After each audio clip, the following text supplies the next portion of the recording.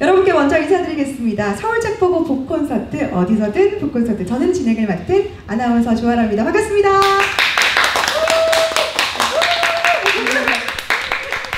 감사합니다.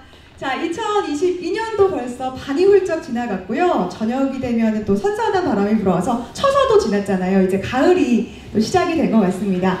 또 이제 긴팔 입으신 분들도 굉장히 많고요. 이제는 또 이제 반이 훌쩍 지나가서 이제 또 나이 또 한 살 더 먹는 거 아닌가 걱정도 되고요.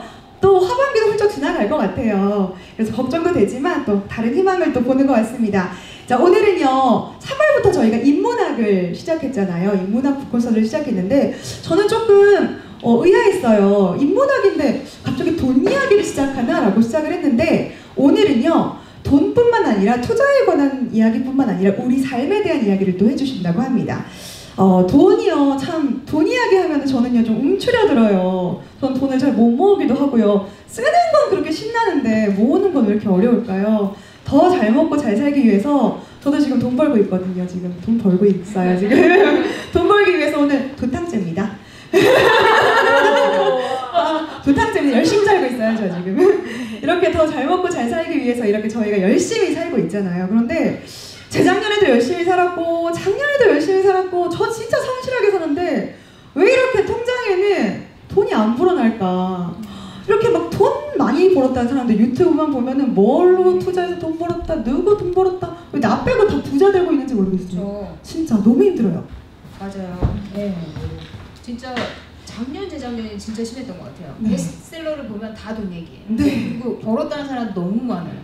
유튜브도 정말 보는 족족 뭐 진짜 쪽집게처럼 내가 너를 돈 벌게 해줄게 막 진짜 무당 같으신 분들도 너무 많고. 네. 그랬어요. 저 빼고 그리고 제가 사면 다 마이너스고. 그쵸. 네, 너무 힘들어요. 막 뭐 가상자산도 그렇고 코인이다 뭐다. 왜 저는 이렇게 투자를 못하고 성실히 모으는 건 이제 또 시대가 또 지나갔다고 하잖아요. 그쵸. 근데 사실 집값이 너무 뛰다 보니까 저한테 되게 약간 큰 충격을 줬던 건 사실상 집값이었어요. 집값이 너무 튀다 보니까 노동으로 집을 살 수 있는 시대가 아닌 거잖아요.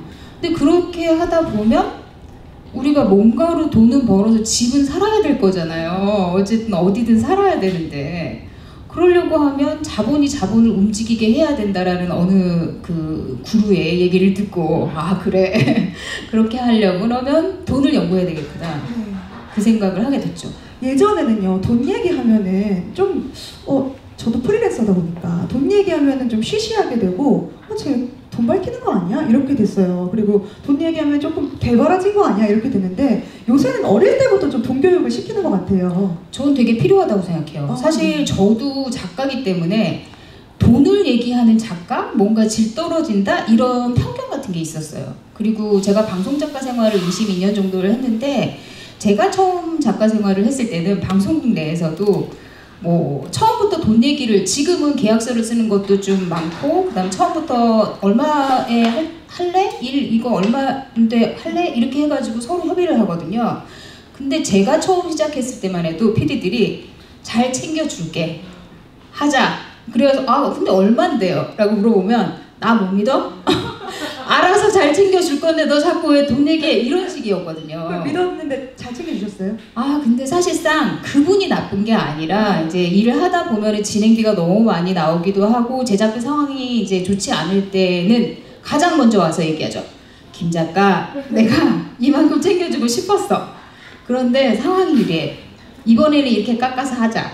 그리고 다음번에 내가 그때 챙겨줄게. 매번 이런 식인 거예요. 그놈의 관행. 맞습니다. 네. 그러다 보면 내 돈은 언제 모여? 그쵸. 그렇죠. 네. 그래서 그리고 또 저희 작가님이요, 굵직굵직한 프로그램의 작가님이셨어요. 제가 소개를 못 드렸는데, 한국인의 법사, 또 그리고 100분 토론 이런 정말 굵직굵직한 또 작가님이셨어요. 그래서 저는 또 에세이도 쓰셨거든요. 베스트셀러 에세이도 쓰셨는데 제가 이 작가님께서 갑자기 돈에 대한 책을 쓰셨다고 하셔서 어떻게 또 돈에 대한 책을 쓰셨을까요? 저는 사실 방송작가를 처음 시작한 것도 제가 국어국문학과를 나왔는데 교수님께서 소설을 쓰자고 하시더라고요. 근데 아무리 생각해도 소설이 돈이 안 될 것 같은 거예요. 그래서 방송작가를 하면 그래도 다달이 돈을 벌지 않을까? 이래서 시작을 했는데 작가 생활을 하면서는 돈 얘기하는 게 너무 뭔가 작가스럽지 않은 것 같다는 생각을 했거든요. 근데 알고 보면 저는 돈을 너무 좋아하는 사람이에요. 그래서 나중에 이제 20년쯤 지나고 나니까 이제 인정해야 되겠다. 난 돈을 좋아하는 사람이야. 그리고 좀 연구해봐야 되겠다. 그 생각을 하게 됐죠. 그래서 돈을 연구하려고 그러면 이왕에 하는 거 글도 좀 쓰자. 이렇게 해서 나오게 된 책입니다. 저도 프리랜서인데 돈 얘기하는 게 아직도 좀 어렵거든요. 그렇죠. 네. 사실 지금도 방송가에서 음지에서는 어르신들께서 이제 부장님들께서 돈 협상을 하게 되면 쟤는 일은 잘하는데 왜 이렇게 돈 얘기를 해? 이렇게 얘기를 하시거든요. 네. 근데 사실 그럴 건 아니잖아요. 내가 내 가치를 돈으로 어쨌든 받고 싶은 건데 그게 너무 당연한 건데 우리 사회가 아직 그런 거에 좀 덜 깨어 있다는 생각이 들어요. 네, 오늘 그냥 시원하게 돈 얘기하고 갑시다. 네. 요즘 사실은 주식시장도 너무 안 좋고 부동산은 저는 좀 더 많이 내려야 된다고 생각을 하는데 집 있으신 분들도 또 계실 거니까 그런 분들은 뭐 생각이 다르시겠지만 어쨌든 좀 고민이 있으신 분들도 많으실 거예요. 요즘 약간 투자 시장은 좀 별로 안 좋아가지고. 근데 워렌 버핏이 얘기했어요. 이럴 때 남들이 두려워할 때 용기를 내라. 네. 오늘 많은 내용을 준비하셨을 것 같은데요. 저도 좀 돈에 대해서 이제 너무 포기하려고 막 하는 느낌이 들었어요. 그런데 이제 오늘 돈과 나의 관계학이라는 강연을 한번 들어보고 돈에 대해서 저도 어떤 마음가짐을 가져야 되는지 애기 투자자로서 한번 들어보도록 하겠습니다. 네, 네. 감사합니다. 지금 김준현 작가님의 강연을 먼저 듣고 저는 다시 한번 들어보도록 하겠습니다. 김준현 작가님의 강연을 박수로 함께 청해 듣겠습니다. 저희 다 돈에 관심 있잖아요. 없는 척 하는 거지. 그리고 요즘에는 인터넷에 봐도 돈 얘기가 상당히 많아요. 근데 저는 그게 나쁜 것 같지는 않거든요. 어쨌든 우리가 돈을 몰라서 되는 시대가 아니니까요. 그래서 지금부터 얘기를 해볼게요. 제가 돈을 중심에 놓고 저를 정의해보니까 딱 이거예요. 억대 연봉을 꿈꾸며 쉼없이 달려온 방송생활 22년. 대학 졸업하자마자 방송생활을 해가지고 거의 진짜 뭐 최근에 MBC 심장이 뛴다 38.5 이달의 우수 프로그램상도 받았어요. 그리고 100분 토론 뭐 스페셜 KBS 한국인의 밥상도 한 5년 정도 했고요. MBC PD 수첩도 오래 했고 KBS 책 읽는 프로그램들 그 다음에 MBC 실험쇼 진짜라고 강호동 씨 나오는 그런 예능 프로그램도 하고 굉장히 다양하게 했어요. 근데 여기 이렇게 있는 거는 그냥 지상파 것만. 저는 사실 지상파 거를 하면서 한 번도 프로그램을 하나만 해본 적은 없어요. 2개, 3개를 기본적으로 끼고 했거든요. 근데 교양 작가가 2, 3개의 프로그램을 한다는 거는 거의 그냥 그 컴퓨터 앞에 계속 앉아 있는다고 보면 돼요. 계속해서 일을 하든지 아니면 스트레스를 받으니까 온라인 쇼핑을 하든지 그러면서도 어쨌든 계속 글을 쓰는 작업인 거거든요. 근데 그렇게 해서 사실 여기는 꿈꾸며 이렇게 나왔지만 달성도 많이 했어요. 한때는 저희는 프리랜서는 5월에 종합소득세 신고를 하거든요. 근데 소득세 신고를 할 때 총소득 금액이라고 해가지고 국세청에서 날아오는 게 있어요. 그런 거를 제 동기랑 이렇게 작가생활 동기랑 비교하면서 이번엔 너 얼마 벌었냐? 나 얼마 벌었다. 이거를 비교하는 게 제 유일한 삶의 낙이기도 했어요. 근데 그게 사실은 지금 생각해보면 큰 건 아니었는데 저는 그때는 그렇게 생각했어요. 내가 얼마를 벌었느냐가 나의 가치를 증명한다. 그러니까 사실 내 가치를 증명하는 거는 그게 아니었을 텐데 그때 제 생각은 그랬어요. 그래서 얘보단 많이 벌어야지. 얘보단 많이 벌어야지. 교양국 내에서 내가 최고로 많이 벌어야지. 막 이런 생각이 있었어요. 그래서 제가 별명이 꽤 여러 개 있었거든요. 음지에서는 일은 잘하는데 돈 밝힌다.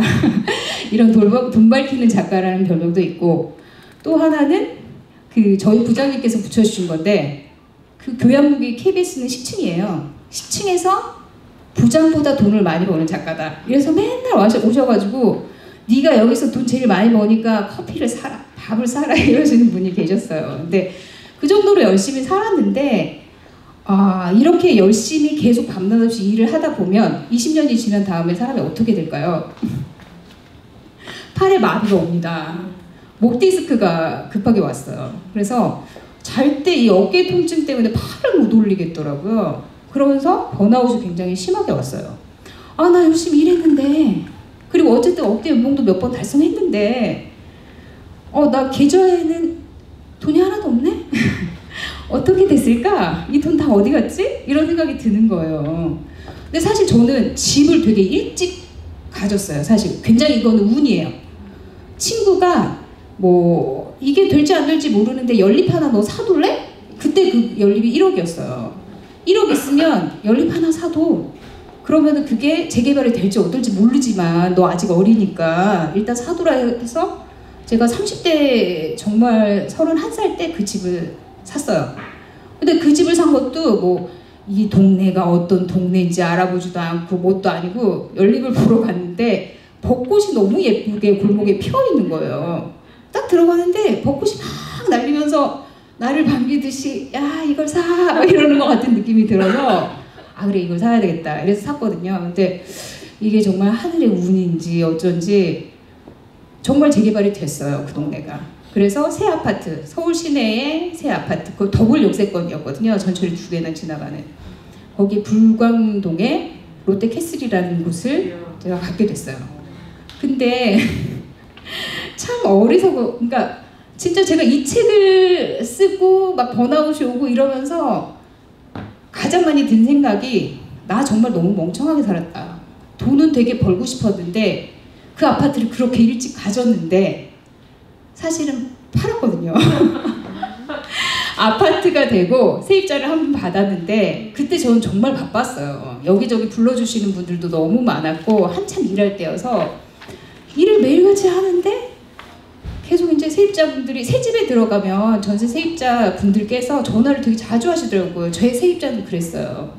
자주 하시고 이게 집이 여기가 좀 잘못 지어졌다, 여기가 잘못 지어졌다, 이거를 뭐 롯데에다 얘기해가지고 고쳐달라 막 이런 걸 하니까 일은 해야 되는데 자꾸만 저를 귀찮게 하는 것 같은 거예요. 그런데다가 빚은 반 정도를 지고 있었으니까 나 빚 없는 생활 하고 싶어. 그래서 집을 냅다 팔았거든요.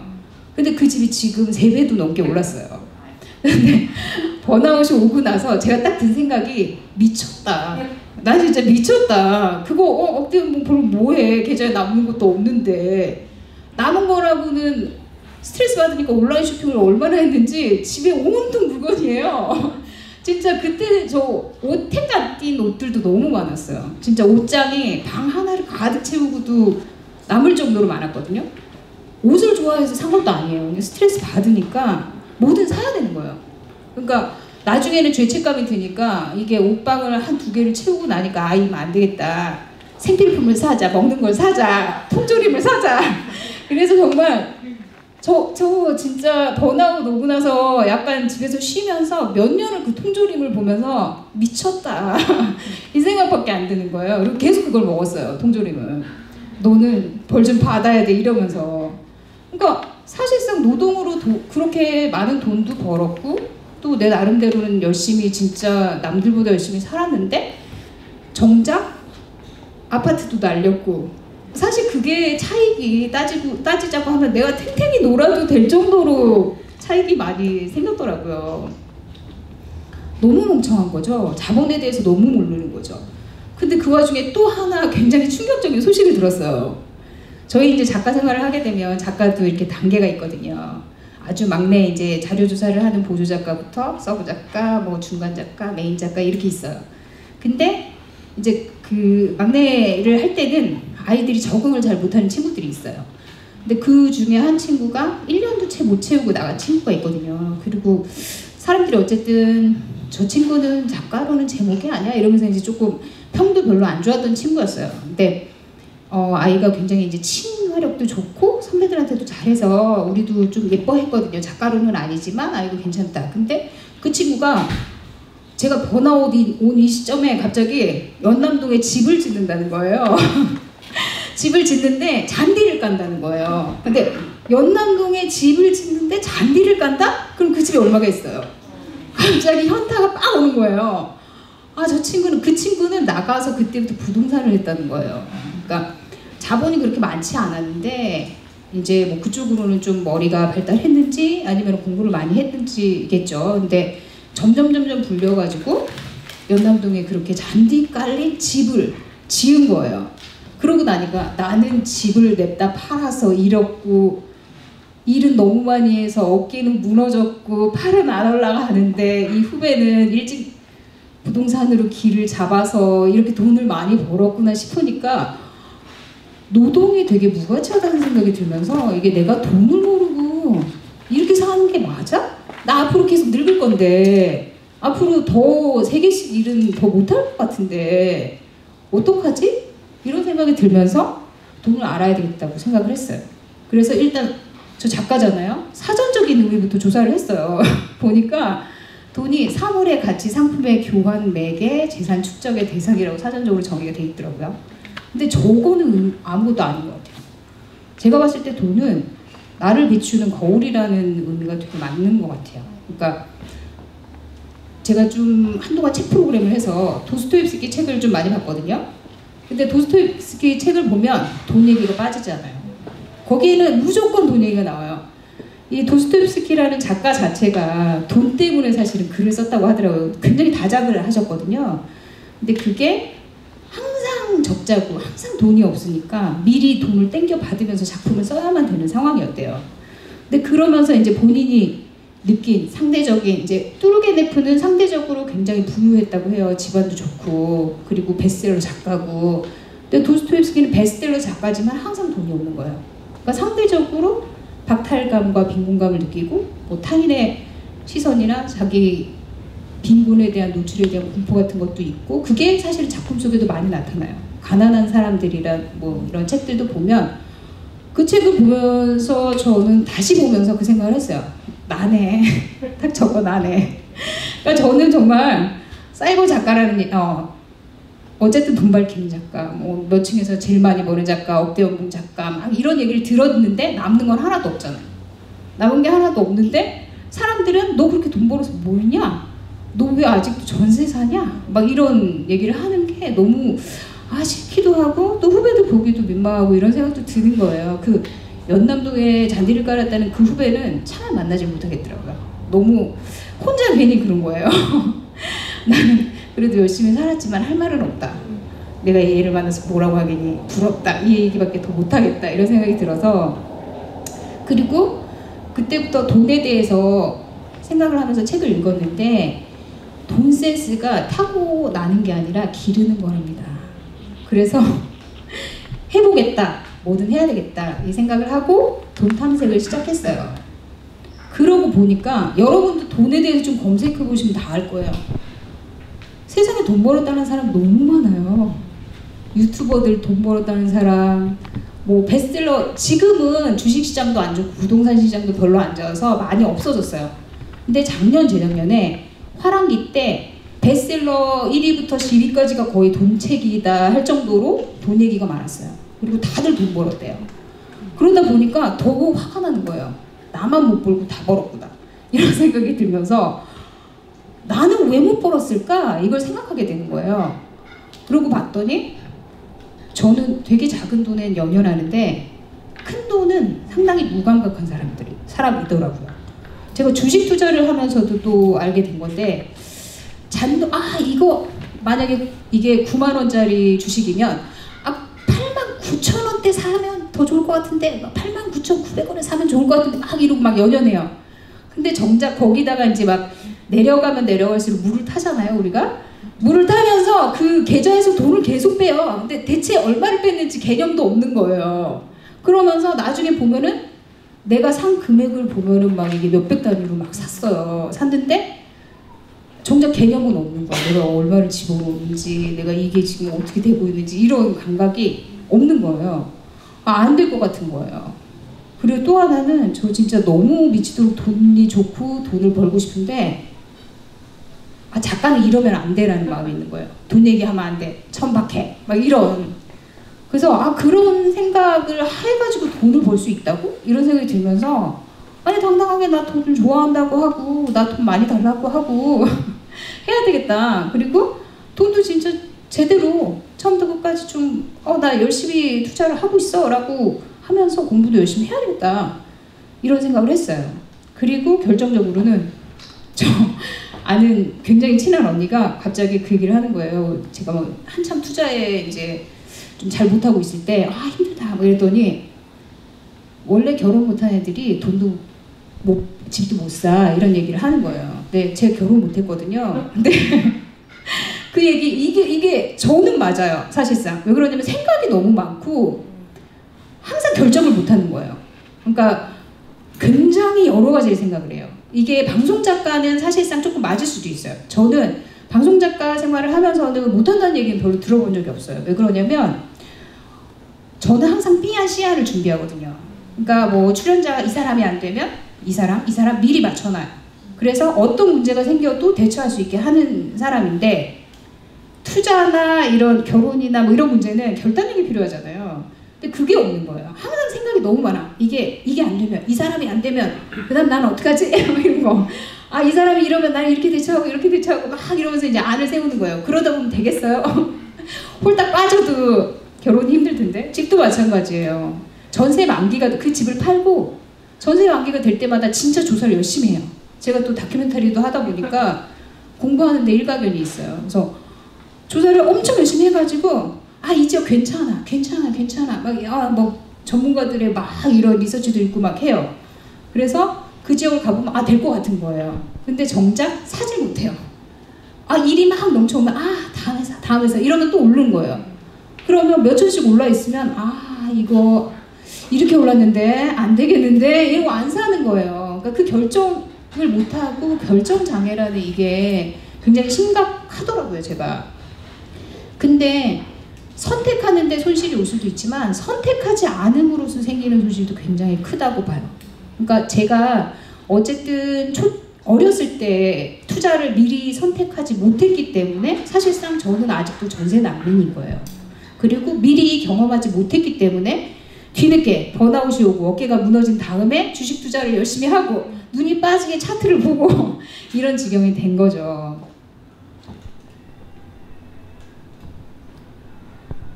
어쨌든 저는 진짜 돈은 선택의 문제가 아닌가 지금도 생각을 해요. 제가 그 대국민 토론회라는 프로그램을 MBC에서 한 적이 있어요. 근데 국민 300명을 뽑아가지고 그 문재인 대통령과 대답을 나누는 프로그램 혹시 보신 분들도 있으실 거예요. 근데 그 프로그램 할 때 이제 여러분들께 뭐 이 정권에 바라고 막 이런 질문이나 이런 것들을 받았는데 그때 제 뇌리를 탕 치는 분이 계셨어요. 어떤 할아버님이 한 70대 중반 정도 되신 할아버님이 정말 분노에 차서 소리를 지르시는 거예요. 부동산 아주 지긋지긋해! 막 이러면서 자기가 지금 알거지로 나앉게 생겼다면서 평생을 빚 없이 사셨대요. 그리고 자기는 빚 없이 사는 게 정말 정답이라고 생각했고 열심히 노동을 했는데 지금 집 한 칸도 없이 저는 이 정권을 욕하려는 게 아니에요. 근데 그 얘기는 저한테 너무 딱 와닿았어요. 그리고 또 다른 분은 아, 노동을 통해서 이게 집 살 수 있는 시대가 아니고 우리가 이제 정말 돈을 벌게 하는 그런 걸 생각해야 된다 이런 말씀을 하시는 분들도 계셨거든요. 그래서 그때 저는 저 국민이 묻는다를 하면서 사실상 국민들의 다른 니즈를 봐야 하지만 제 머릿속에는 온리 돈밖에 없기 때문에 계속 그 얘기만 들리는 거예요.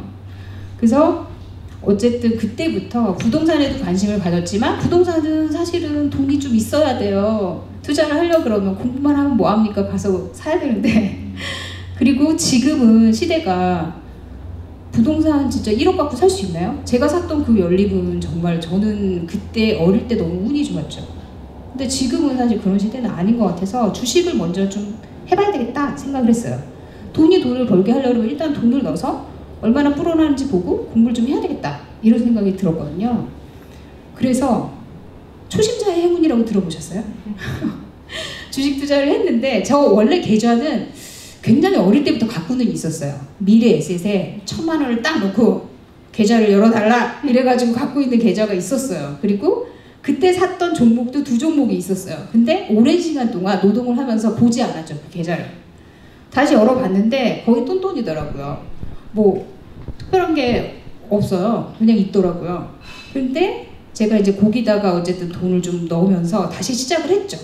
그리고 제가 뭐 하나 하면 또 열심히 해요. 그래서 정말 막 쉬지 않고 차트를 계속 보고 막 빨간색, 파란색 오르내리는 거를 막 관찰하고 그러거든요. 근데 그때 처음으로 했는데 제약회사 주식을 뭘 하나 했는데 정말 이게 빵 터져가지고 제약회사들 여러분도 해보신 분들이 있으시겠지만 정말 운이 좋으면 갑자기 빵 터집니다. 근데 그렇다고 하라는 게 아니에요. 전 진짜 그만큼 위험한 게 없어요. 근데 저는 정말 운이 좋게 그 회사 빵 터져가지고 몇 천을 벌었어요.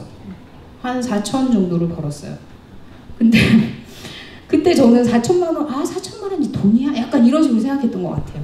그러니까 돈에 대해서 너무 모르던 시절이어서 그 시점만 해도 내가 그렇게 공부했는데 4천 버는 거 뭐 어때? 뭐 이렇게 생각한 거예요. 근데 저희 아버지 그 얘기 하시더라고요. 너 그거 엄청 많이 번 거야. 그래서 저 그날 이제 뭐 어쨌든 가족들이랑 소고기 플렉스를 했는데 정말 고깃집에 가서 니들 먹고 싶은 만큼 저희 네 남매, 사남매인데 너네 먹고 싶은 만큼 다 올라 해가지고 정말 몇백만 원어치 소고기를 사서 잔뜩 먹었어요. 그런데 아버지가 어쨌든 저한테 너 4천만 원이면 엄청 많이 번 거고 평생 네 평생에 다시 그런 기회 없을 수도 있어. 근데 저는 막 잘난 척을 했죠. 아니야 나 이제 주식 뭔지 알 것 같아. 나 이제 차트도 볼 줄 알 것 같고 이게 뭐 진짜 잘난 척 해가면서 보조지표에 어느 하단에 오면 어떻고 상단에 오면 어떻고 막 아빠한테 잘난 척을 했어요. 근데 저희 아빠도 주식 투자를 젊었을 때 하시다가 굉장히 큰 낭패를 보시는 분이거든요. 그래서 뭐 몇 억대의 돈을 날리시고 그래서 아빠한테 더 잘난 척을 했죠. 아빠 나는 얼마 안 했는데 이렇게 벌었어 막 이러니까 아빠가 너 주식 무서운 거야 이렇게 얘기를 하시더라고요. 그러면서 너 할 수 있는 만큼만 해라 그랬는데 아빠의 말이 약간 씨앗이 되었을까요? 그때부터 난관이 시작됐어요.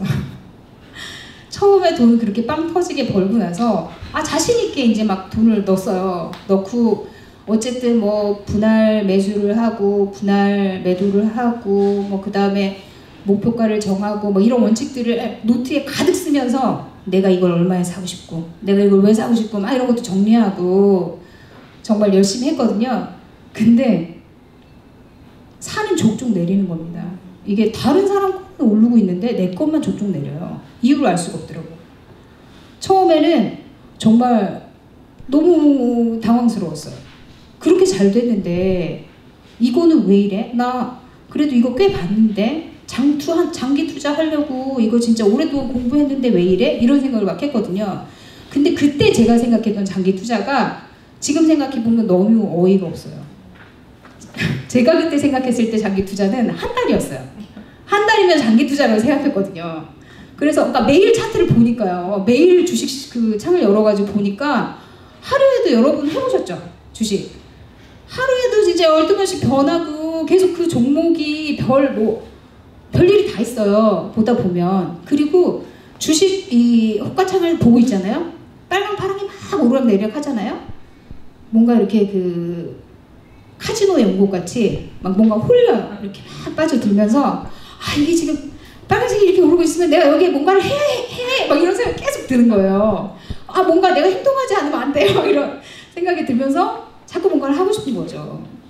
그래서 정말 저 한참 정말 열을 올리면서 했을 때는 저 유튜브들도 굉장히 많이 들었어요. 근데 정말 유튜브들은 너무 종류가 많아서 옥석을 가리는 게 사실 너무 중요한 일인 것 같아요. 정말 어떤 유튜버들은 심지어 이렇게까지도 얘기하더라고요. 너 지금 이거 하지 않으면 똥멍청이야! 이러면서 이 종목을 사라고! 이러면서 이 종목을 이 돈에 사야 된다! 막 이러면서 막 얘기를 해요. 그러면 진짜 홀린 듯이 그래 그 종목에 뭔가 있는가 보다. 막 이러면서 막 사기도 하고 그랬어요. 그래서 한때는 제 거래 이렇게 미래에셋에서 거래 이 명세서를 딱 보내줬는데 막 두께가 진짜 이만한 거예요. 20몇 장이 왔더라고요. 얼마나 거래를 많이 했는지. 근데 여러분 그거 아세요? 신문기사에도 났는데 거래 횟수가 많은 20대 남자가 수익률이 제일 저조하대요. 그리고 오히려 거래를 거의 하지 않는 주부들의 수익률이 더 높다 이렇게 나왔어요. 그러니까 회전율이라고 하는데 그 거래를 많이 하는 그 양이 많을수록 수익률은 저조하다. 근데 저는 지금 와서 생각해 보니까 그게 맞아요. 거래를 많이 한다는 거는 내가 불안하다는 증거인 것 같더라고요. 끊임없이 뭔가를 계속 행동해야 돼 라는 생각이 드는 거예요. 저 또 열심히 사는 사람이잖아요. 계속 창이 호가창이 오르락내리락 하면 열심히 내가 뭔가 행동해야 돼 이런 생각이 드는 거예요. 그래서 정말 그렇게 큰 실패를 많이 봤는데 제가 그렇게 실패를 볼 때 제 후배는 승승장구하는 친구가 있었어요. 제가 이제 돈 4천만 원을 벌었다 이 얘기를 하니까 친구 후배가 언니 그럼 나도 해볼래 이렇게 해서 시작했거든요. 근데 그 친구가 하는 주식은 매번 오르는 거예요. 아, 얘 왜 이러나 진짜 나는 왜 이러고 얘는 왜 이러나 궁금하잖아요. 그래서 얘가 하는 방식을 봤어요. 그랬더니 얘는 그런 식인 거예요. 저 사실 저희 윗집에 어떤 부부가 맨날 층간소음을 너무 많이 내가지고 제가 그 부부를 관찰한 적이 있었는데 그 부부가 매일 상하의를 남자분까지도 레깅스를 입고 다니시는 거예요. 그러니까 위에도 레깅스, 아래도 레깅스, 그 레깅스촌이에요. 근데 저희 집이 한강변 근처였는데 한강에 나가도 다 레깅스예요. 그때 한참 레깅스가 유행할 때였어요. 근데 그 후배는 저랑 같이 이제 산책하고 어쩌고 하면서 그 레깅스 주식을 샀던 거예요.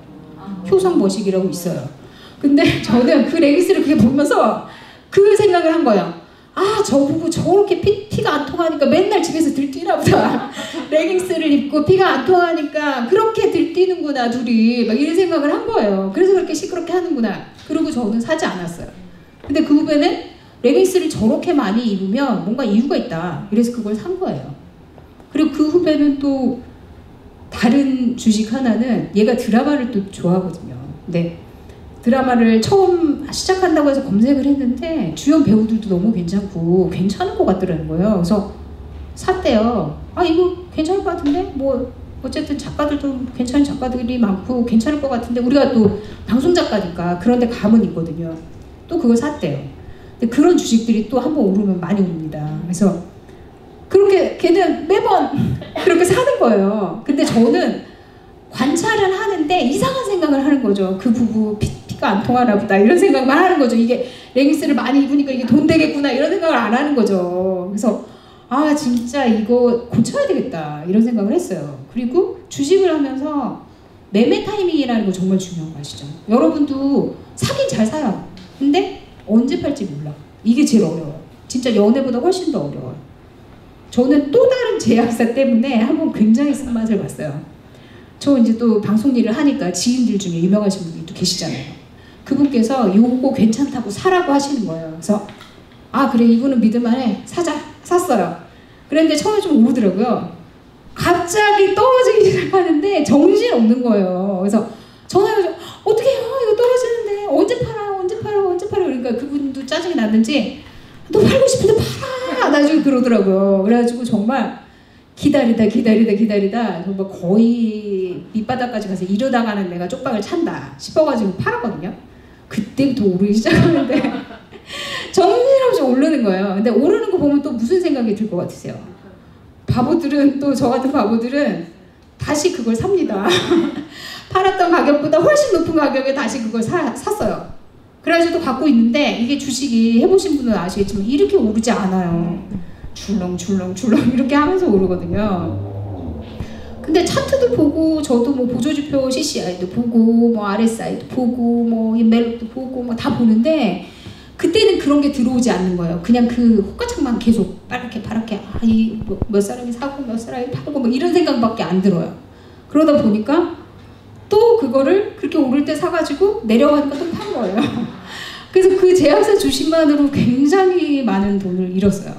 그때 어쨌든 번만큼은 아니었죠. 그래서 정말 매매 타이밍만큼 중요한 게 없다. 그리고 사실상 이 매매 타이밍은 저희가 맞출 수 없다고 저는 생각해요. 그러니까 그러니까 전업 투자하시는 분들도 계시겠지만 제가 해보니까 맨날 이 호가창만 봐도 공부를 해도 저희 같은 사람들이 생업을 하면서 이거를 맞춘다? 이거 정말 저는 그거는 거의 뭐 시내리거나 아니면 특별한 재능을 타고나신 분 아니면 힘들다고 봐요. 그래서 어쨌든 요거는 나중에 제가 좀 말씀을 드리겠지만 좀 단기 투자는 사실상 어렵다. 저는 어쨌든 그런 생각을 했고 그 다음에 남말 듣고 사는 주식이나 남말 듣고 하는 연애는 다 안 된다. 왜 안 되는지 아세요? 남말을 듣는다라고 하는 거는 사실 저 연애할 때도 남의 말을 굉장히 많이 들어가지고 실패한 경우가 많았어요. 남자를 만나면 이제 친구들이 막 얘기를 하잖아요. 근데 좋은 얘기를 해주는 친구들 사실상 별로 없어요. 근데 나중에 생각해보니까 제가 그 남자 욕만 하는 거예요. 그러니까 스트레스 받을 때 친구를 만나서 야 걔가 이번에 이렇게 했는데 야 이렇게 늦었어 걔가 너무 말도 안 돼. 얘 맨날 똑같은 데만 가거든. 너무 짜증나. 막 이런 얘기만 한 거예요. 좋은 얘기는 안 하고. 그러니까 제 친구들은 어떻게 생각하겠어요? 그 남자 이상한 남자구나. 그러니까 맨날 좋은 얘기를 하겠어요? 나쁜 얘기를 하겠어요? 그 남자 지금 그렇게 했으면 나중에 그렇게 할 거야. 나쁜 얘기만 하는 거예요.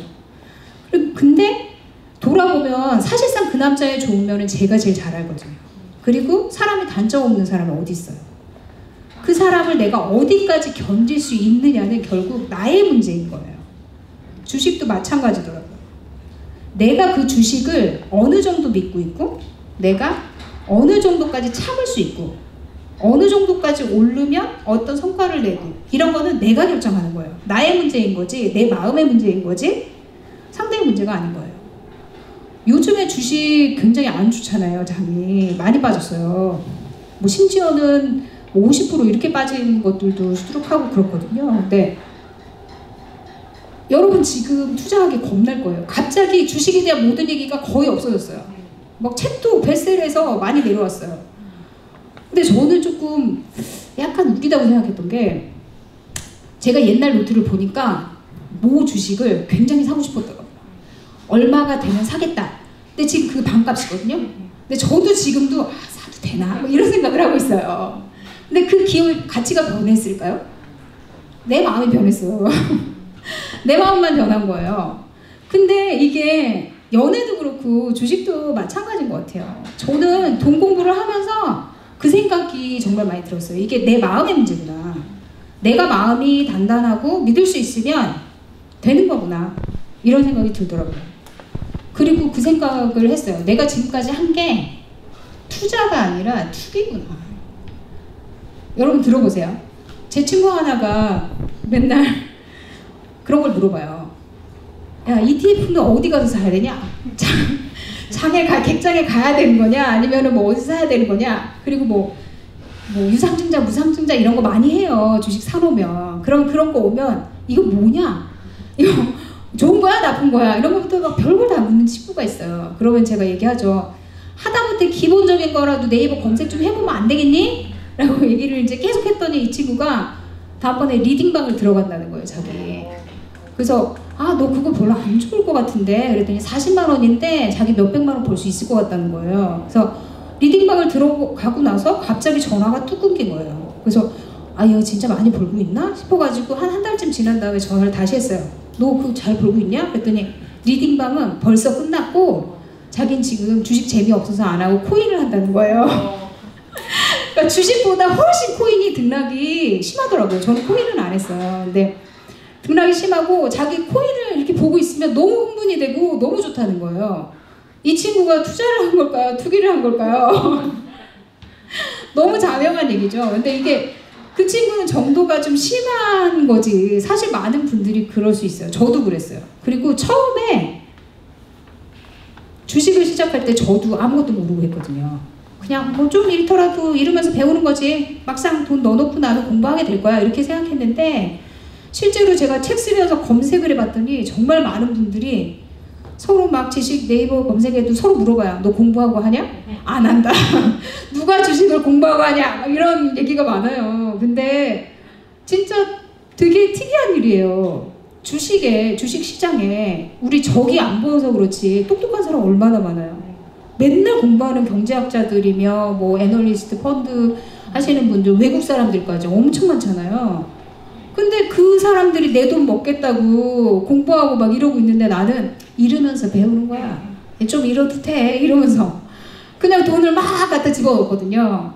사실 너무 멍청한 일인데 저도 그랬고 많은 분들이 그렇게 하시는 것 같아요. 제 지인들도 그냥 무턱대고 하는 거예요. 그리고 유튜브 리딩방 가시는 분들도 또 꽤 있으세요. 그러니까 이게 가격도 좀 많이 차이가 나고 또 뭐 경제 방송들 이런 데서 또 쪽집게로 막 하시는 분들도 저런 걸 운영하시는 분들이 있으시고 근데 저는 궁극적인 궁금증이 그렇게 쪽집게인데 돈을 넣으면 그렇게 튀기는데 왜 회원을 모집할까요?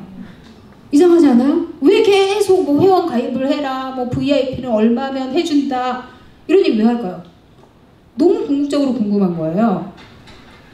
그리고 어쨌든 저도 처음에는 돈을 벌었어요. 근데 초심자의 행운은 저는 어느 정도 있다고 봐요. 무턱대고 하니까. 근데 투자라고 하는 거는 장기는 전 쓴맛을 보고 나서는 제 캐릭터를 알았어요. 저는 아주 불안이 높은 사람이더라고요. 그러니까 주식창이 호가창이 빨갛게 파랗게 변하는 것만 봐도 가슴이 두근두근 하면서 내가 뭔가 행동해야 돼. 나 지금 너무 불안해. 얘는 돈 벌 것 같은데 나만 못 벌 것 같아. 막 이러는 사람이에요. 그리고 정말 그 전날 공부를 하거든요. 공부를 해서 막 재무제표를 보고 아 영업이익이 얼마고 뭐 전문가들은 이렇게 얘기했고 차트는 이런 식이고 하니까 내가 얼마에 사야 되겠다라고 딱 적어놔요. 아침에 호가창을 열고 빨간색 막 움직이잖아요. 그러면 내가 취미했던 그걸 사야 되는데 그걸 안 사고 이 빨갛게 올라가는 것 좀 막 보고 내가 얘도 옛날에 사려고 했어. 얘도 나쁘진 않았어. 이러면서 그걸 사는 거예요. 딴 거를 사는 거죠. 그러니까 저는 그런 사람인 거예요. 보면 볼수록 손해가 나는 사람. 그리고 불안도 굉장히 높은 사람. 그래서 저는 지금은 저에게 단기 투자는 맞지 않는다는 결론을 내렸어요. 그리고 저는 일단 생업도 중요한 사람이어서 장기 투자를 하는데 장기도 제가 아까 한 달을 봤다고 했었잖아요. 그게 아니라 10년 이상을 봐야 되겠더라고요. 그러니까 이게 당장 내년에 이게 뭐가 오르지? 이렇게 하면 아무 생각이 안 드는데 3년 후에 이 기업이 어떨까? 뭐 아니면 이 업종이 어떨까라고 생각을 하면 그건 조금 오는 게 있어요. 3년 후면 뭐 어떨 것 같아? 이런 생각이 드는 데들이 있거든요. 그런 거를 위주로 사고 있어요, 저는. 그리고 가능하면 이게 사실은 기본을 원칙을 지킨다는 거 너무 중요한 건데 저도 안 되거든요, 그게. 가장 기본 원칙이 뭘까요? 주식은 팔을 때 사는 거예요. 일단 예, 쌀 때 사서 비쌀 때 팔아야 되는데 정말 어려워요. 사실 주식이 장을 보고 있으면. 지금 엄청 펄었잖아요. 10년 후를 내다보면 10년 계속 이렇게 지켜보다 보면 이렇게 펄은 장이 계속 10년 동안 갈까요? 물론 뭐 세계 경제가 엄청나게 뭐 갑자기 전쟁 나고 막 엄청나게 안 좋아질 수도 있지만 그냥 이대로 유지된다면 이렇게 펄은 이런 거는 오래 안 갈 수도 있어요. 근데 그렇게 하고 보면은 내가 옛날에 정말 튼튼하다고 생각했고 사고 싶었던 데 있잖아요. 그런 데를 사는 게 맞아요. 근데 손은 안 나가죠. 펄으니까. 그리고 저희 맨날 얘기해요. 분할 매수하고 분할 매도해라. 근데 그거 진짜 쉽지 않아요. 막상 해보면 조금이라도 오르잖아요. 아 이거 다시 떨어지는 거 아니야? 나 조금이라도 100원이라도 쌀 때 사고 싶은데? 이런 생각이 들면서 한 번 샀는데 이게 오르기 시작하면 떨어질까봐 못 사고 떨어지면 아 이거 떨어졌는데 못 사겠는데 이렇게 하고 못 사요. 그러니까 이거는 정말 정확하게 원칙을 딱 노트에서 써놔야 돼요. 무조건 산다. 얼마면 무조건 산다. 얼마면 무조건 산다. 저는 요즘에 제 옛날 노트를 자주 봐요. 내가 그때 얘를 얼마나 사고 싶었나. 얼마나 갈망했나. 이 가격이 오기를 얼마나 막 진짜 목매어 외쳤었나. 내가 이 가격이 오면 반드시 산다고 했었나. 이런 걸 보고 그 기업에 간단한 검색을 해보고 전문가들 얘기를 들어보고 이 기업의 영업이익이나 뭐 아니면 부채 문제나 이런 것들이 없으면 일단 조금 담아요. 그래 어쨌든 이거 그러니까 근데 제가 말씀드리는 거는 여윳돈으로 할 때의 문제인 것 같아요. 그러니까 정말 뭐 대출을 받으시거나 아니면은 거기서 뭐 신용을 써가지고 하시는 분들한테는 맞지 않는 이야기예요. 근데 저는 투자는 제가 빚지는 걸 싫어하기도 하지만 그냥 여윳돈으로 하시는 게 마음이 훨씬 편한 것 같아요. 빚을 진다는 거는 빨리 벌어야 된다는 얘기이기도 하거든요. 그러면 당연히 마음이 급해지고 뭔가 행동해야 된다는 생각이 들거든요. 근데 여윳돈으로 10년을 보고 한다? 그러면 살 게 의외로 많고 언제 사야 될지도 알 수 있어요. 저희같이 모르는 사람들도. 내가 얘한테 마음이 있었어 옛날에. 얘가 이만큼 내려오면 내가 사겠다고 결심했었어. 그러면 그 간단한 검색만 해보면 돼요. 요즘에 자료가 너무 많아요. 뭐 경제신문에 이런 데 리서치 해놓은 거, 그 다음에 애널리스트들, 뭐 펀드 매니저들이 리포트 낸 거 이런 것들 다 검색 한 번씩 해보고 유튜브도 좀 좋으신 분들 얘기 들어보고 아 내가 몇 년까지는 참을 수 있겠다. 내 마음을 읽어보고 이 돈이 몇 년까지는 괜찮을 것 같아. 근데 그 몇 년 안에 이 종목이 그래도 좀 오를 것 같아. 그러면 넣는. 그리고 수익률도 주식 그렇게 돈 많이 안 벌리더라고요. 저는 처음에 시작할 때는 주식으로 막 몇 억씩 버는 줄 알았어요. 근데 저희 종잣돈 얼마 안 되잖아요. 몇천 넣고서는 몇 억이 벌리길 바라는 것 자체가 웃기는 거죠. 사실 주식 10% 20%만 내도 많이 내는 거예요. 막 누구는 뭐 상한가 맨날 치나요? 상한가 치는 거는 위험한 거예요, 사실상. 그냥 꾸준히 조금씩 오르길 바라야지. 아, 이거 상한가 쳐가지고 뭐 진짜 내가 이거 몇 배 먹겠어! 뭐 이런 마음은 진짜 두 개예요. 그리고 그거 진짜 잘 안 돼요. 저도 몇 번 도전을 해봤는데 쉽지 않더라고요. 공부한다고 되는 것도 아니에요. 가뜩이나 우리나라 시장은 그런 말이 있어요. 뭐 저도 주식하면서 이제 막 사람들이 얘기하는 것도 막 듣고 하잖아요. 사람들이 가장 원하는 거는 세력의 등에 올라타는 거예요. 형님 등에 올라타고 싶다 이 말을 제일 많이 해요. 그러니까 정말 큰 자본을 쥐고 흔드시는 그분 등에 타고 싶은 거예요. 저도 너무 타고 싶었어요. 근데 그거 진짜 쉽지 않아요. 그분들이 타게 해주겠어요? 우리 돈 먹어야 되는데. 그러니까 그런 생각을 하시면 정말 힘들어요. 그리고 저는 가장 중요한 건 불안인 것 같아요. 근데 불안은 왜 생길까요? 비교를 하니까 생겨요. 제가 제 후배랑 계좌를 비교하면서 맨날 불안했어요. 얘는 이렇게 돈을 먹고 있는데 나는 왜 내 계좌는 이렇지? 그러니까 제가 믿고 되게 좋아했던 주식이고 알찬 주식인데도 그걸 팔아버리는 거예요. 딴 걸 사야 되니까. 얘가 지금 먹고 있는 그거 사고 싶으니까. 비교하면 안 돼요. 남의 거 그냥 생각 안 하는 게 좋은 것 같아요. 저는 지금 수익률이 제일 많이 나고 있는 게 제가 조카가 둘이 있는데 이 아이들이 유치원 때 나중에 고등학교를 졸업하면 주식으로 선물을 좀 하고 싶어서 몇 주를 샀어요. 미국 주식 몇 개를 샀거든요. 우리나라 거는 해보니까 좀 불안하더라고요. 이제 우리나라도 좋은 기업들이 많지만 장난치시는 분들도 너무 많아 보여요. 그래서 미국 거를 몇 개 샀는데 워낙 싼 가격에 샀더라고요. 그때는 저 막 정말 제가 잔돈에 연연한다 했잖아요. 아, 다만 10불이라도 싸게 사고 싶어 막 이랬는데 지금 생각해보면은 너무 많이 올랐어요. 그래서 그것만 지금 계속 몇 년째 갖고 있는데 그게 수익률이 제일 좋아요. 지금 이렇게 주식이 떨어졌는데도 그거는 아직까지 탄탄하거든요. 그러니까 정말 좋다고 생각되는 거를 오래 갖고 있는 게 투자지. 그리고 투자를 하면서도 가끔씩 검색은 해봐야 돼요. 얘한테 문제가 있나? 지금 무슨 일 터졌나? 이런 거 있잖아요.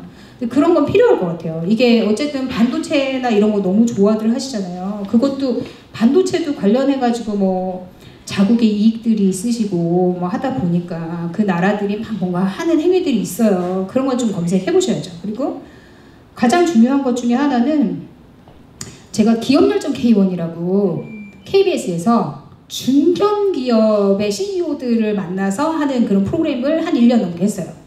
근데 그때 정말 부자들 많이 만났거든요. 진짜 어디서 제가 회장님들과 그렇게 막 2-3시간을 앉아가지고 그런 얘기를 하겠어요. 근데 그때 회장님들이 많이 하신 얘기가 돈만 보면 돈이 안 보인다는 얘기 많이 하셨어요. 그러니까 우리는 사실 돈 벌고 싶다 하면 돈만 딱 봐요. 기업도 계속 그러니까 차트만 보는 거예요. 돈이 어떻게 흘러가고 막 이런 거 보는데 사실 그게 아니라 중요한 거는 더 크게 여러분 장이 안 좋은데 그 기업의 주식이 오를까요? 절대 안 올라요. 그러니까 일단은 세계 시장이 어떤 식으로 움직이고 있고 뭐 기본적으로 환율이 어떤 식으로 움직이고 있고 그 다음에 지금 뭐 전쟁은 나서 이게 어떤 문제가 있는지 그 다음에 원유나 이런 문제 중요하잖아요. 그런 건 어떤지 달러는 지금 얼마나 오르락 내리락 하고 있는지 달러의 문제가 사실은 굉장히 중요해요. 그러니까 그런 부분들에 대해서 넓게 일단 체크를 해보고 나서 그 다음에 기업들도 그 기업의 사람들이 일하기 좋은 기업인가? CEO는 어떤 사람인가? 이런 거에 좀 관심을 가질 필요도 있는 것 같아요. 이 CEO는 혁신적이지만 위험한가? 아니면 이 CEO는 뭐 직원들을 위해서 뭔가를 하고 있는가? 이런 거를 잘 보는 것도 중요한 것 같아요. 저희가 기업열정 K1을 하면서 이제 작가들이 기업을 1박 2일에 거쳐서 전 직원들을 다 만나고 CEO랑도 면담을 하고 이러고 나면 아, 저 기업은 뭔가 되겠는데 하는 기업들이 있어요. 근데 그때 당시 KBS에서 이제 서약서를 썼죠. 주식 투자 절대 하지 않는다. 이런. 그러니까 그게 근데 사실은 뒷구녕으로 하시는 분도 있으셨을 거예요. 근데 저 너무 순진해가지고 안 했어요. 근데 그 기업들이 나중에 지금 한 10년 정도 된 것 같거든요. 근데 지금 엄청 잘 됐어요. 정말 어떤 기업은 주가가 3배, 4배 이렇게 뛴 기업도 있어요. 정말. 근데 그런 기업들의 상당수는 저희가 나오면서 아 저기는 직원들도 너무 마인드가 괜찮고 CEO가 너무 괜찮고 와 뭔가 저희가 무슨 재무제표를 봅니까? 이 영업이익을 받겠으니까 아무것도 안 봤어요. 그냥 그 CEO의 마인드가 어떻고 여기 내가 다니고 싶은가 안 다니고 싶은가 이 직원들의 마인드는 행복해 하나 안 하나 이런 생각을 했었거든요. 근데 그런 기업들이 잘 되더라고요. 결국에는. 그러니까 뭔가 CEO들도 만나보면 아 이분 조금 뭔가 뻥이 좀 막 이런 느낌이 드시는 분이 있어요. 그런 기업들은 나중에도 예우가 별로 좋지 않았던 것 같아요. 근데 그런 부분이 있는 것 같아요. 우리가 심심하면 그냥 그 CEO 누군가 어떤 사람인가 이 사람 무슨 생각을 가지고 기업을 운영하나 이런 걸 좀 보면서 내가 이 기업을 믿어도 되는가에 대해서 확신을 좀 갖고 신뢰를 하고 투자를 하고 같이 갔으면 좋겠다라는 생각을 하게 되었을 때 내 돈도 넣고 또 지금처럼 펄하면 또 넣고 그러면 좋을 것 같다는 생각이 들어요. 근데 진짜 돈은 그런 것 같아요. 너무 많아도 오징어 게임이 이런 데서 있어요. 돈이 많은 사람과 돈이 적은 사람의 공통점은 사는 게 재미없다. 너무 많아도 재미없는 건 맞는 것 같아요. 그때 제가 CEO분 만났을 때 정말 그분도 돈이 엄청나게 많으신 분이었어요. 근데 그분이 자꾸만 작가들을 불러서 놀려고 하시는 거예요. 밥을 사겠다 어디서 뭐 얘기를 하자 뭘 하자. 근데 심심해 보이시더라고요. 굉장히 그러니까 돈이 그렇게 많다고 하는 것도 어쨌든 본인이 좀 불안한 그런 부분이 아닐까 싶기도 해요. 그리고 어떤 CEO분은 그런 얘기도 하셨어요. 나는 우리 아들이 기업을 경영하는 걸 원치 않는다. 그러면 아드님 뭐 하셨으면 좋겠는데요? 이렇게 했더니 그분이 내가 돈 있으니까 내 아들은 교수하면서 존경받고 인생을 즐기고 그렇게 살았으면 좋겠다고 얘기하시더라고요. 적당한 돈으로. 그래서 저도 여러분들도 막 투자하고 싶으실 거예요. 자본이 자본을 움직이게 하는 거 저 너무 중요하다고 생각하거든요. 근데 우선 일단은 자기 마음을 먼저 보세요. 내가 어떤 사람인가? 내가 어디까지 견딜 수 있는 사람인가? 그리고 자기의 돈을 보세요. 이 돈은 언제 쓸 돈인가? 언제 빼야 되는 돈인가? 내가 정말 연금으로 나중에 노후에 빼서 쓸 돈인지 아니면 나 시집가야 되니까 요 3, 4년 후에 쓸 돈인지 요걸 보고 뭘 할지를 결정하시면 좋을 것 같아요. 그리고 정말 기본을 지키면 좋을 것 같아요. 분할 매수, 분할 매도 정말 돈 적어 놓으세요. 내가 얼마 되면 사고, 얼마 되면 사고, 얼마 되면 사고, 얼마 되면 팔고, 얼마 되면 팔고 이거 적어 놓고 하는 거 필요한 것 같아요. 그 노트가 저는 지금도 가끔 보면 재밌어요. 이렇게 이거 사고 싶었구나. 내가 이 가격 보고 이렇게 산다고 했는데 지금 안 사? 문제 있어? 뭐 이런 생각 하거든요. 근데 자기한테 정말 자극이 돼요. 근데 그렇게 해서 재밌는 투자 하셨으면 좋겠어요. 네. 감사합니다. 저는 진짜 공감 가는 얘기가 제가 6년 전에 일론 머스크 책을 자서전 읽고 네. 진짜 공감 가고 감명 네. 받고 이렇게 책꽂이에 꽂아놨거든요. 그때 지인은 테슬라 주식을 샀더라고요. 그래서 이렇게 다르다. 맞아요. 감명 받고 필요해요. 네. 네. 아 멋진 사람이다 이러고 책꽂이에 꽂아놓고 근데 다른 분들은 그럴 때 주식을 사더라고요. 맞습니다. 근데 주식이 뭐예요? 저는 그런 것도 몰랐거든요. 계좌 그런 것도 없었는데 이렇게 다르더라고요. 돈 버는 맞아요. 사람은 다르더라고요. 맞습니다. 그래서 보면서 많이 웃었어요. 웃었는데 슬펐어요. 보면. 저도 그때 테슬라를 산 거예요. 근데 제가 조카들을 줄 게 아니었으면 용기를 내지 못했을 거예요. 근데 조카들 끌려면 10몇 년 지나야 되잖아요. 근데 10몇 년 후에 이 기업은 괜찮을 것 같더라고요. 일단 전기차도 전기차인데 저는 일론 머스크가 우주에 대한 생각, 그 다음에 뉴럴링크라고 뇌에 대해서도 근데 저는 뇌에 좀 관심이 많아요. 그래서 아, 이 사람 나랑 좀 맞는 게 있는데 싶어가지고 그때 10년을 보면 이 기업은 나쁘진 않을 것 같다 생각을 하고 그때 산 거였어요. 근데 아무리 내려가도 제가 산 가격이 오지 않더라고요. 이 기업은. 이게 또 참 이런 것들이 사실 세상을 보는 눈하고도 되게 비슷한 것 같아요. 맞아요. 이런 것들이 뭐 누구 말을 들어서 사는 것보다 그렇죠. 이런 시선들이 작가님 좀 유리하실 것 같아요. 저도 트렌드를 많이 보니까 요즘 사람들이 뭘 좋아하나 이러면서 사는데 유리하긴 하는데 결단력이 없죠. 장단점이 다 있네요, 사실. 네. 작가님이라고 해도 유리하다고 해도 또 그것도 매도 매수가 있기 때문에. 그렇죠. 네. 그리고 빨간색을 입고 올 걸 그랬어요. 그쵸? 괜히 초록색을 입고 와가지고 지금 사라고. 근데 빨간색에 홀린다라고 하면 지금 내가 불안정한 거예요. 갑자기 곡성이 생각나네요. 네. 편할 때, 굉장히 침착할 때, 아무 생각 없을 때 검색 좀 해보고 사시는 게 좋을 것 같습니다. 제가 이제 그 경제 관련 이제 행사를 하면은 꼭 빨간색을 입고 가는 게 룰이거든요. 그런 것들이 또 있다고 하더라고요. 이렇게 주식 투자 얘기를 했는데 개인적으로 비상장 주식 저도 관심이 많아가지고 이런 건 어떻게 생각하세요? 저는 근데 이왕이면은 튼튼한 주식 얼마나 많아요. 튼튼하고 미래에 보장된 주식들도 많은데 굳이 우리가 비상장까지 공부도 못하는데 그것도 약간 투기.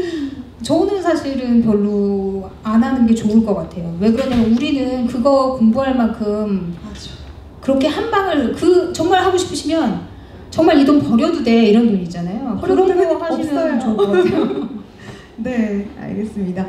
그 또 궁금한 게 사실 이렇게 유튜브를 많이 보다 보면은 개인적으로 어린 나이에 뭐 1억을 모았다, 맞아요. 2억을 모았다 이런 친구들 보면은 대단한 것 같더라고요. 친구도 안 만나고 정말 딴순이처럼 지내는데 어떤 면에서는 굉장히 대단한데 어떤 면에서는 어린 나이에 좀 누릴 것도 누리고 볼 것도 보고 공연도 즐기고 이렇게 해야 되는 거 아닌가 싶기도 하거든요. 어떻게 생각하세요? 이거는 각자마다 철학이 좀 다른 것 같은데. 제가 그래서 본인의 마음을 보라고 한 거예요. 내가 어디까지 견딜 수 있는 사람인가. 그러니까 사실 저도 그 짠순이 유튜브를 후배가 보내줬어요. 언니 이렇게 살아봐. 근데 봤는데 너무 훌륭한데 막 정말 집에서 머리 혼자 깎고 먹는 것도 안 먹고 막 진짜 막 옷도 2개로 버티고 막 너무 훌륭한데 저는 그건 못하겠더라고요. 그러니까 자기에게 맞으면 되는 거예요. 내가 어디까지 견딜 수 있느냐. 그분은 그게 맞으니까 그렇게 하시는 거죠. 근데 저는 그렇게 살고 싶진 않아요. 각자마다 취향이 있고 삶의 방식이 있는데 정답은 진짜 없는 것 같아요. 투자 맞아요. 방식도 그렇고요. 생활 방식도 그렇고. 그렇죠. 네. 보면은 또 마음이 편안한 사람들은 넣어놓고 또 까먹더라고요. 저도 근데 만약에 장이 너무 안 좋은 요즘 같은 때는 저 같은 사람은 덮어놓는 게 훨씬 수익이 많이 나더라고요. 그러니까 해보면 저는 불안이 높다고 했잖아요. 그리고 자제력이 없어요. 그러다 보니까 장을 열잖아요. 한정없이 내려가고 있고 내 계좌에 마이너스 몇이 찍혔어요. 그러면 행동해야 된다는 생각이 너무 많이 들어요. 여기서 내가 뭔가 행동해야 된다. 근데 그게 망하는 길이더라고요. 그래서 저 같은 사람은 계좌를 닫는 게 나은 것 같아요.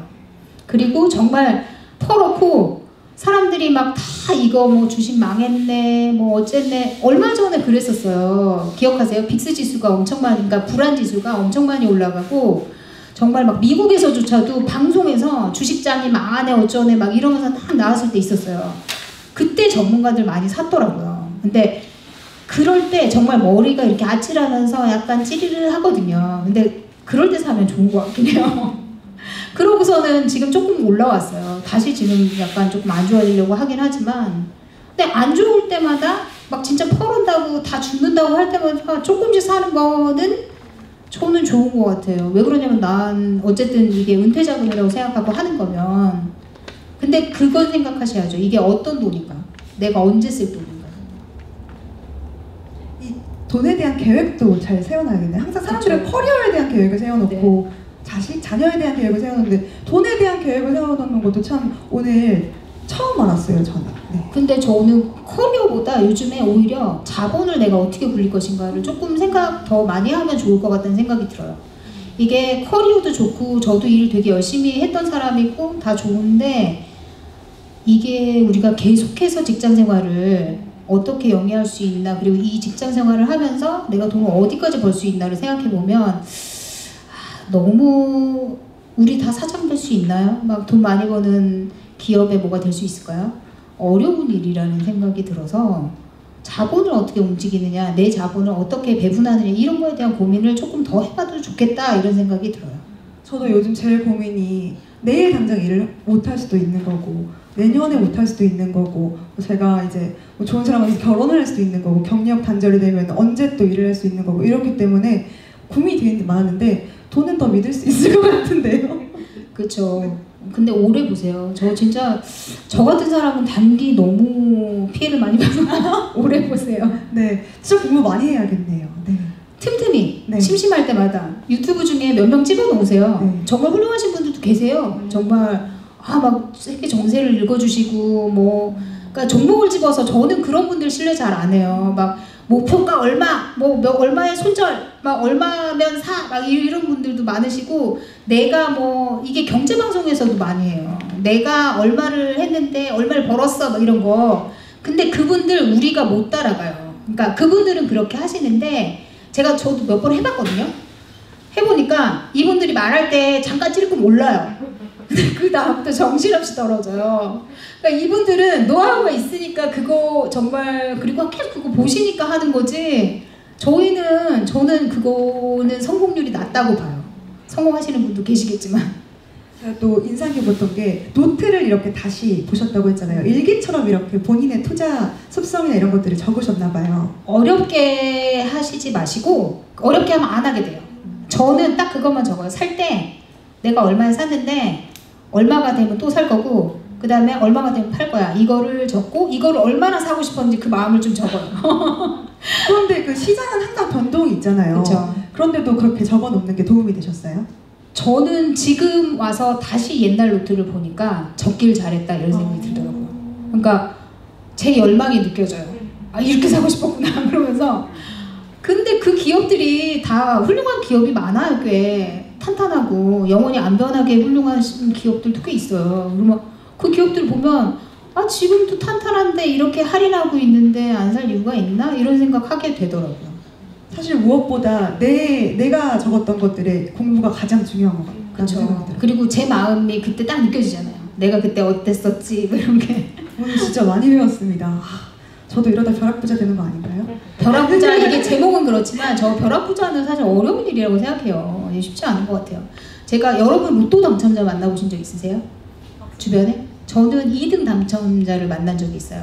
근데 뭐 방송 취재로 로또 쪽방 막 이러면서 이제 방송 취재 할 때 1등 당첨자들이 예후가 별로 안 좋다는 거는 취재를 통해서 알았는데 제가 뭐 딴 일로 취재를 가신 분이 거기 그 소도시에 땅 부자인 거예요. 그분의 땅을 밟지 않고는 갈 수 있는 곳이 없다 할 정도로 땅이 많으신 분이었어요. 또 어떻게 이렇게 부를 이런지 궁금하잖아요? 물어봤죠? 그랬더니 그분이 20년 만에 털어놓은 본인이 로또 2등이 사실은 당첨이 됐었다.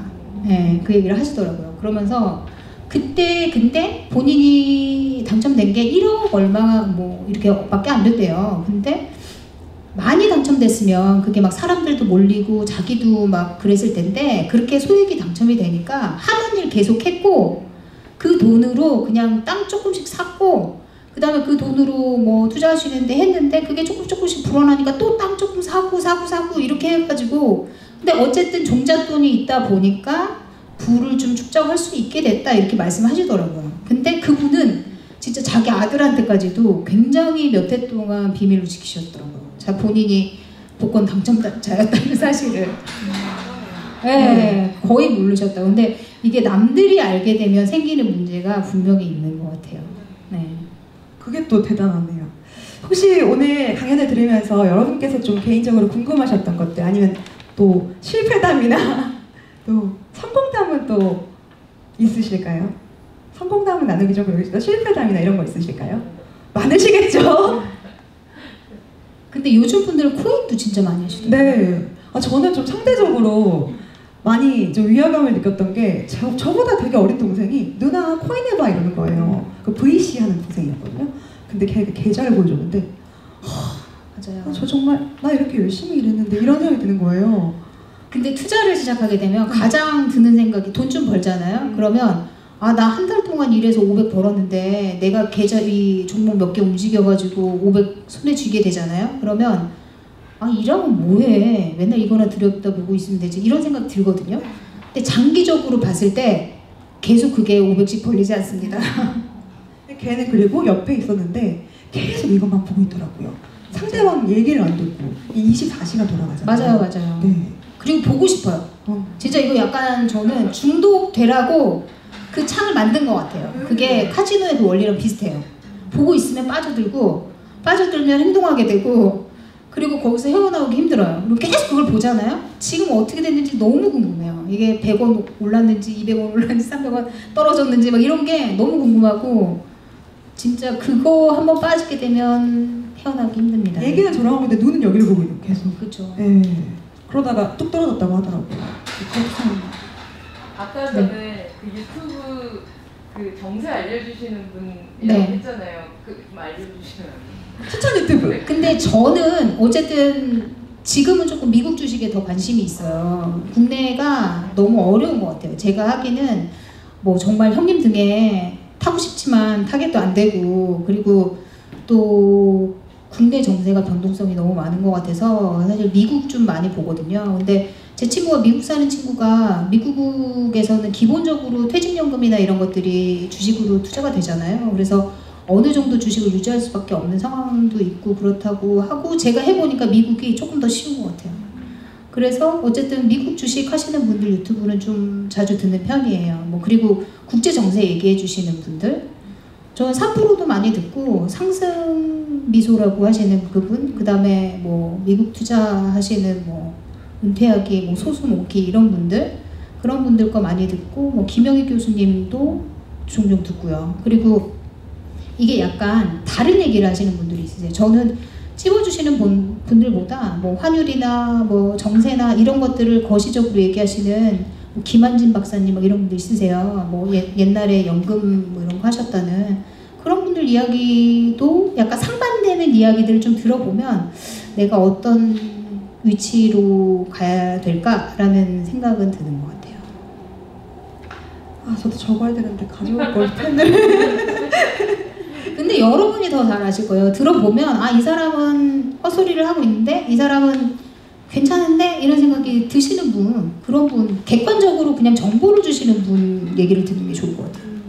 내가 뭐 자랑하시는 분들 너무 많아요. 내가 저번에 몇 종목을 했는데 이게 몇 프로가 올랐고 내 리딩방에 들어오신 분들이 뭐 얼마 해가지고 얼마 올랐고 그런 분들 거 전 듣자마자 끕니다.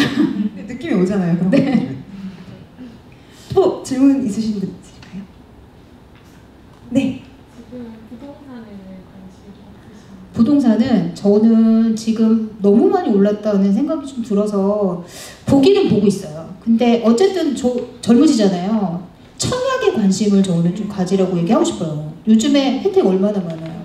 생애 첫 주택, 그 다음에 뭐 청년들을 위한 혜택들. 근데 사실 제 후배들한테도 저희 가끔 얘기하거든요. 너네 청약 이거 좀 넣고 있니? 이렇게 얘기하면 애들이 다들 잘 모른다는 거예요. 근데 그거 사실 어렵지 않은데 좀 자기가 할 수 있는 혜택을 놓치면서 다른 뭐 진짜 경매나 막 이런데 뭐 아파트 막 이런 거 보고 그럴 이유가 없잖아요. 나 청년이고 아직 어리고 그러면 저는 진짜 청약 되게 열심히 해볼 것 같아요. 저는 집도 한 번 있었어가지고 청약이 사실 굉장히 안 돼요. 그리고 집을 사시면 서울 시내는 반드시 쥐어야 된다. 근데 부동산도 저 아는 부동산 좀 잘하시는 분은 심심하면 산책을 임장을 가세요. 그러니까 그 동네가 좀 괜찮다 그러면 거기로 산책을 가는 거예요. 그래서 좀 이 동네 살기 괜찮고 뭐 괜찮네 싶으면은 거기 가서 집값 좀 보고 뭐 여기 현재 동향이 어떤가 보고 하시더라고요. 근데 저 지금은 너무 많이 올라가지고 조금 더 보려고요. 제 친구도 이러면 좀 그렇지만 쥐뿔도 없으면서 집 보는 거 되게 좋아해요. 근데 걔는 진짜 살 것 같아요. 근데 그런 사람들이 네. 집 잘 사더라고요. 진짜로. 부동산 보는 거 좋아하고 그런 것도 되게 근데 걔는 진짜 살 것 같아요. 관심이 있어야 될 것 네. 같아요. 공부하는 거 되게 네, 좋아하더라고요. 맞아요. 근데 그런 것도 관심 없으면은 그게 또 막 앞서서 안 올 것 같다는 생각이 들더라고요. 그래서 그렇죠. 괜히 옆에서 보면서 너는 뭐라도 몇 채 사겠다 이런 생각을 했습니다. 그리고 본인이 지금 살고 있는 동네가 너무 괜찮다. 나 여기에 살기 좋은데 싶으면 그 동네에서 알아보세요. 저는 진짜 저 사는 동네 너무 살기 좋고 괜찮았는데 괜찮다 하면서 또 안 샀어요. 그런데 저 지금 사는 데도 너무 많이 올랐거든요. 그러니까 내가 살기 좋으면 남들도 좋은 거예요. 그럼 올라요. 또 궁금한 점 있으시면은 네. 그 강연 중에 이제 인상 깊었던 내용이 이제 돈은 그 선택의 문제 네. 하셨던 게 있는데 돈뿐만 아니라 이제 인생이 사실은 선택의 문제라고 맞아요. 생각하는데 저희가 선택을 잘하지 못하는 이유는 이제 또 불안 때문에 맞습니다. 이제 그 불안을 좀 다스리고 선택하는 데 도움을 받으려면 결국엔 이제 내가 누구인지 또 내 성향을 아는 거 중요한 거죠. 그렇죠. 네, 제가 누구인지 끊임없이 탐색하고 또 자아 정체성을 좀 만들어서 그런 것들이 좀 되면 불안도 좀 제어를 하고 선택도 잘 할 수 있을 것 같은데, 그래서 좀 작가님께 궁금한 거는 이제 뭐 자기를 좀 잘 알고 그런 자아 정체성을 좀 만들기 위해서 실천적으로 이렇게 살아가시면서 하시는 어떤 그런 행동들이 있으실지 그런 게 좀 궁금합니다. 저는 제가 방송작가협회의 회원인데 그때 황상윤 교수님 아시죠? 그분이 한참 떴을 때 강연을 오셨다가 저희를 전부 심리검사를 해주신 적이 있었어요. 근데 여기에 자기가 아는 자신과 남들이 보는 자신이 너무 다른 사람이 있다는 거예요. 그게 저였어요. 그러니까 제가 그만큼 저를 몰랐던 거죠. 그래서 저는 되게 다양한 방식으로 뭐 영화 보면서도 어떤 성향의 사람인 건지, 투자를 하면서도 저는 투자도 그렇게 생각해요. 주식도 해보면 내 성향이 어떤지 너무 금방 나오거든요. 근데 큰 돈을 넣지 말고 요즘 모의 투자가 엄청 많습니다. 그거 한번 해보세요. 아니면 작은 돈으로 해보시고요. 제 후배 하나는 정말 월급 받을 때마다 10만 원씩밖에 안 해요. 근데 10만 원씩을 막 자기 어디다 넣으면서 계속해서 그 연습을 하는 거예요. 그러면서 언니 이번에 여기 넣었는데 몇천 원 올랐어 이러면서 과자 사준다 그러고 막 그래요. 근데 그런 거 해보면 내 성향이 딱 나와요. 나 어떤 사람이구나. 그리고 요즘에 저 라디오 여기 뉴스 브런치 유부심이라고 심리연구소 하는 그 라디오 방송에 게스트로 출연을 하는데 거기에서 얻는 것도 상당히 많아요. 내 어린 시절에 교수님이 한 분 계시거든요. 심리학자 분께서 말씀을 해주시는 걸 들어보면 내가 어떤 불안적 요소를 갖고 있고 어릴 때 이렇게 자라서 이런 성향이 있구나 라는 거를 조금 더 배워가는 것 같아요. 이게 참 투자로 또 이어질 수 있다는 게 참 신기하네요. 근데 다 자기 마음의 문제라고 저는 하면 할수록 이게 돈이 자기 마음과 연결돼 있더라고요. 그리고 우리 뇌가 되게 독특해요.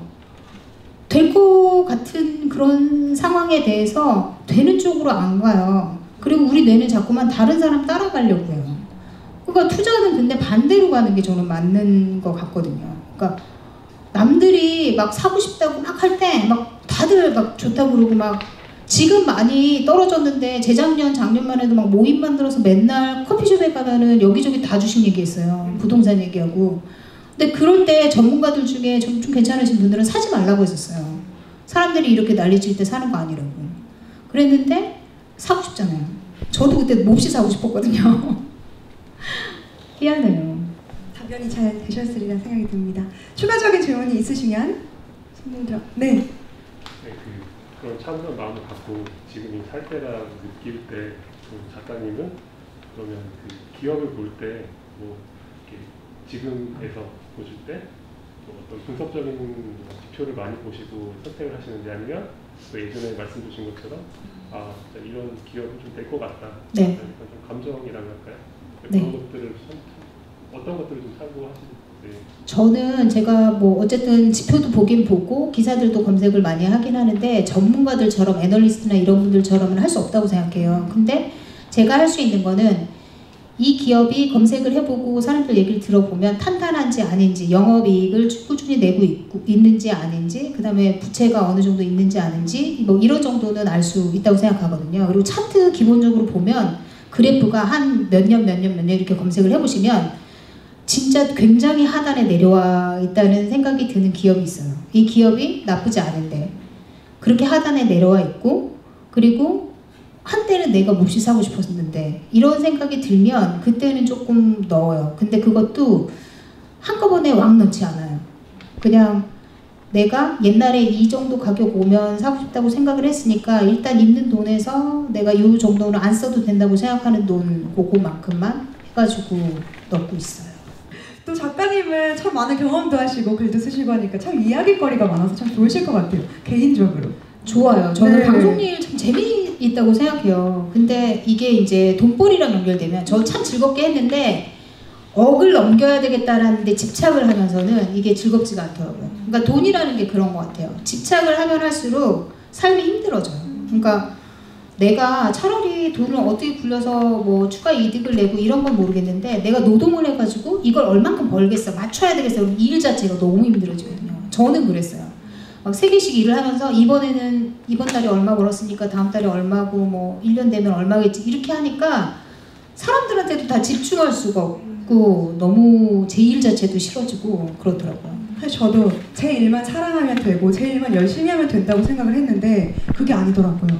네, 맞아요. 돈 공부해야 되고 그쵸. 네, 미리미리 준비해야 되고 그래야 된다고 그래야 제 일을 또 더 성실히 할 수 있더라고요. 사실 재밌게. 네, 제 미국에 사는 친한 친구가 이번에 나와가지고 그 얘기를 하는 거예요. 자기는 은퇴하면 다달이 얼마씩 나오게 이 노후를 꾸렸다는 거예요. 근데 600씩 나온다는 거예요. 그러면서 너는 어떻게 나오게 했니? 이러는데 벌써 무슨 노후를 걱정해 제가 그랬거든요. 그랬더니 어이 정신없는 아이 막 이러면서 저를 혼내키더라고요. 근데 그 친구는 정말 그러니까 그렇게 경제적으로 좀 발달한 친구들이 있는 것 같아요. 미리. 벌써부터 내가 지금 벌 수 있는 돈이 다달이 얼마씩이니까 뭐 얼마의 연금을 붓고 그 다음에 퇴직연금으로 얼마가 있으니까 얼마를 받고 막 이런 것들을 미리 계산을 좀 하고 그 다음에 언제까지 경제활동을 하니까 내가 수명이 얼마면 어떻게 된다 이런 거를 좀 미리 계산을 좀 하더라고요. 그래서 제가 계속 공부 좀 해야 되겠다 그런 생각을 했습니다. 막막하지만 저도 네. 오늘부터 다시 마음을 다잡고 해보겠습니다. 저희 김준영 작가님이셨습니다. 박수 한번 부탁드리겠습니다. 감사합니다.